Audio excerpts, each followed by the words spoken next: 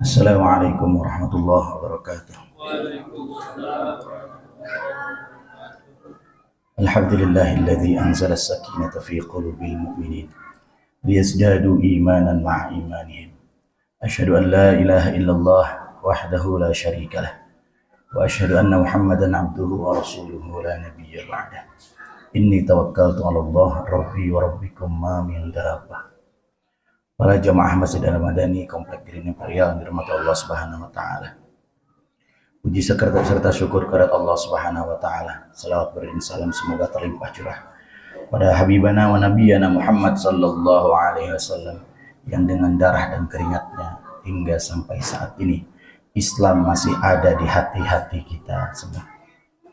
Hadirin dirahmati Allah Subhanahu wa taala. Tak henti-hentinya kita bersyukur pada Allah Subhanahu wa taala Al-Khaliq yang telah menyampaikan umur kita sampai dengan malam hari ini.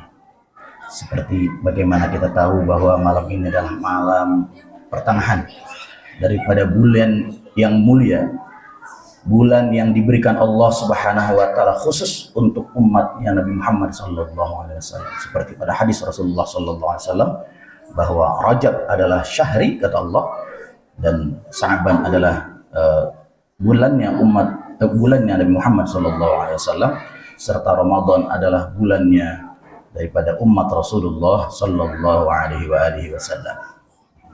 Hadirin yang dirahmati Allah Subhanahu Wa Taala, kalau kita bisa ambil perumpamaan bahwa Ramadan adalah sama halnya seperti media tanam yang sangat subur.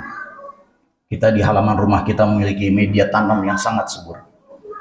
Dan media tanam yang sangat subur ini, kapan penanaman yang terbaik? Penanaman terbaik adalah ketika di bulan Ramadan Al-Karim, Al-Syarif. Kenapa? Karena banyak sekali di sana janji-janji Allah Subhanahu wa taala yang diutarakan oleh Rasulullah sallallahu alaihi wasallam bahwa setiap ibadah yang nilainya adalah sunnah, maka Allah berikan pahala seperti pahala ganjaran ibadah wajib. Dan ibadah wajib Allah lipat gandakan berkali-kali lipat. Ini sebuah media tanam yang sangat subur untuk umat Rasulullah sallallahu alaihi wasallam. Tentu ketika kita memiliki media tanam yang sangat subur sekalipun, tidak serta-merta kita menanamnya begitu saja. Boleh jadi bisa tanamannya tumbuh, tapi kita tidak merasakan manfaat panennya secara optimal atau maksimal. Kita ada bibit cabai di rumah atau tomat, kita lempar ke depan rumah kita, bisa jadi tumbuh. Namun satu kali atau dua kali panen, biasanya sudah keburu mati. Maka Rasulullah SAW disampaikan, dijelaskan oleh para ulama di dalam sebuah keterangannya, bahwa dipersiapkan untuk umat Rasulullah SAW bulan-bulan untuk persiapan menghadapi Ramadan. Bulan Rajab misalkan, kita disuruh untuk banyak-banyak berzikir, bahkan ada yang memberikan zikir-zikir tertentu sebanyak-banyaknya, memuji Allah Subhanahu wa taala. Di bulan Sya'ban, karena di sana adalah bulan Rasulullah sallallahu alaihi wasallam, dan Rasulullah, ibadah yang Rasulullah sukai adalah puasa. Bahkan ada satu hadis dari Aisyah radhiyallahu anha, Rasulullah tidak berpuasa yang lebih banyak di luar Ramadan kecuali pada bulan Sya'ban. Dan di sana kita dianjurkan untuk bersolawat kepada Rasulullah sallallahu alaihi wasallam karena ayat tentang solawat pada bulan Sya'ban diturunkan. Innallaha wa malaikatahu yusholluna 'alan nabi ya ayyuhalladzina amanu shallu 'alaihi wa sallimu taslima. Itu pada bulan Sya'ban diturunkannya. Maka bulan Sya'ban dijelaskan juga oleh para ulama adalah bulannya Rasulullah sallallahu alaihi wasallam. Mengapa demikian?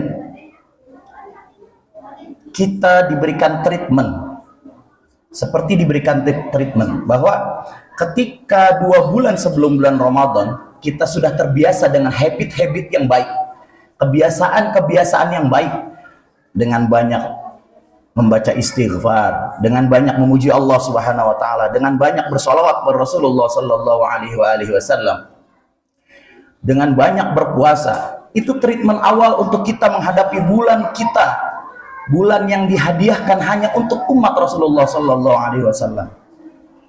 Yang pada akhirnya kita bisa memetik panen yang maksimal bukan hanya di bulan Ramadan, tapi kebiasaan habit tersebut menular sampai 11 bulan setelah Ramadan insya Allah.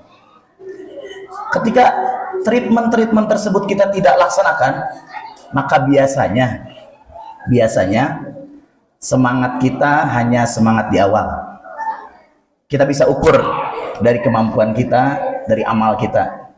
Mungkin waktu Ramadan, awal-awal Ramadan, bacaan Quran kita satu hari bisa 4 juz, 5 juz. Sekarang sudah berapa juz sehari? Pasti ada berkurangan. Karena memang treatment itu tidak kita laksanakan dengan baik. Padahal ketika kebiasaan-kebiasaan baik itu kita laksanakan dari mulai bulan Rajab misalkan, insya Allah semangat kita sampai dengan bulan Ramadan akan terjaga dengan baik. Dan akhirnya kita bisa memetik buah yang baik, buah yang mulia, buah yang sangat kita impikan bahwa kita bisa beramal setelah bulan Ramadan seperti beramal kita di bulan Ramadan insyaallah. Hadirin yang dirahmati Allah Subhanahu wa taala, kita telah masuk pada pertengahan bulan suci Ramadan, di mana pada malam hari ini ada peristiwa mulia, yaitu peristiwa nuzulul Quran atau diturunkannya Al-Quran oleh Allah Subhanahu wa taala.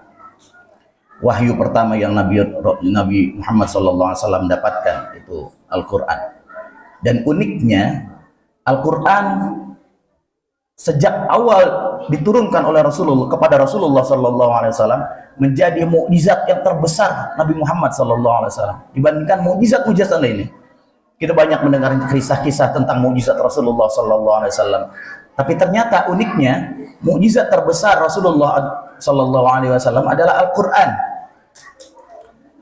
Ini unik karena biasanya mukjizat itu kita bisa lihat setakjub pandangan mata kita, panca indera kita. Tapi Al-Quran harus kita gali dulu supaya kita bisa menemukan arti mukjizat di dalamnya. Sebagai umat Rasulullah Sallallahu Alaihi Wasallam, umat yang beruntung itu adalah umat Rasulullah Sallallahu Alaihi Wasallam, karena boleh jadi Nabi Allah Isa alaihissalam diberikan mukjizat oleh Allah Subhanahu Wa Taala yang luar biasa, bisa menyembuhkan orang yang sakit pada saat itu, bahkan mengembalikan pandangan orang yang buta, serta membangkitkan dengan izin Allah orang yang telah mati di antara mereka. Tapi hal tersebut, hal luar biasa tersebut hanya bisa disaksikan oleh umatnya saja. Umat setelahnya atau keturunan dari umat-umatnya tidak bisa menyaksikan peristiwa yang luar biasa tersebut. Begitu pula ketika Allah Subhanahu wa taala memberikan mukjizat kepada Nabi Allah Musa alaihissalam yang bisa mengalahkan permainan sihir para tukang sihir yang disewa oleh raja yang zalim pada saat itu, Fir'aun laknatullah alaih. Serta dengan tongkat yang sama Nabi Allah Musa alaihissalam bisa membelah lautan dan menyelamatkan umatnya dari kejaran Fir'aun laknatullah alaih. Peristiwa tersebut, hal-hal tersebut hanya bisa disaksikan oleh umatnya Nabi Musa alaihissalam. Sedangkan keturunannya dari Bani Israel tidak bisa melihat secara langsung mukjizat nabinya pada saat itu. Berbeda dengan kita umat Rasulullah Sallallahu Alaihi Wasallam. 14 abad yang lalu Nabi kita Muhammad Sallallahu Alaihi Wasallam telah meninggalkan dunia ini. Ajarannya sampai sekarang masih ada. Mukjizat terbesarnya masih kita bisa baca, masih bisa kita kaji, masih bisa kita lihat, kita pegang dan kita raba. Mukjizat terbesar Nabi kita.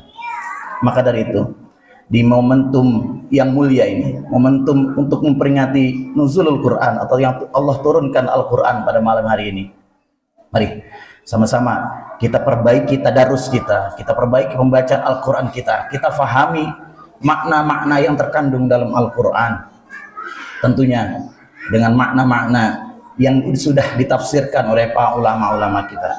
Tidak bisa kita menafsirkan Al-Quran dengan ra'yu kita sendiri, karena berat ancaman dari Rasulullah Sallallahu Alaihi Wasallam. Man qala fil Quran fi ra'yihi falyatabawwa maq'adahu minan nar. Barang siapa yang mengatakan atau menafsirkan Al-Quran dengan pandangannya sendiri, dengan ra'yunya sendiri, dengan akalnya sendiri, tidak berdasarkan pada hadis Rasulullah Sallallahu Alaihi Wasallam, tidak berdasarkan pada pendapat-pendapat ulama yang notabene-nya adalah pewaris para nabi, maka falyatabawa maq'adahu minan nar, maka silahkan kamu booking tempat kamu di neraka. Nauzubillah tsumma na'udzubillah. Mungkin itu saja yang bisa saya sampaikan. Mohon maaf atas segala kekurangan. Hadanallahu wa iyyakum ajma'in. Wallahu muwaffiq ila aqwamit thoriq. Wassalamualaikum warahmatullahi wabarakatuh.